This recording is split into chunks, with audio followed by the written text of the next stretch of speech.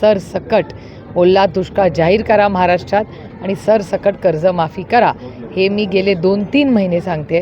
कारण का पहिल्यांदा जेव्हा पाऊस झाला मेमध्ये, अनेक ठिकाणी प्रचंड नुकसान मे आणि जूनमध्ये झालं. पंचनामे झाले पण पैसे अजून आलेले नाहीत.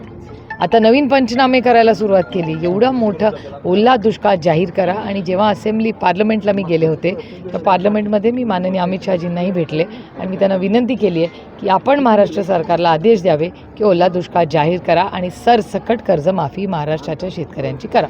मी 1 वर्ष हे बोलते, हे काय नवीन नाही.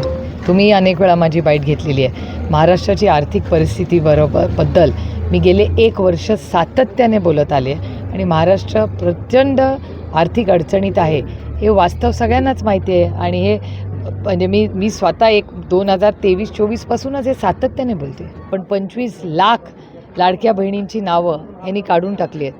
का काढून टाकली पण 25 लाख महिलांची? हा अन्याय आहे त्या महिलांवर. याची माहिती आम्हाला महाराष्ट्राला मिळाली पाहिजे ना, की कशामुळे तुम्ही 25 लाख महिलांना काढून टाकलं, याचं उत्तर पाहिजे आम्हाला.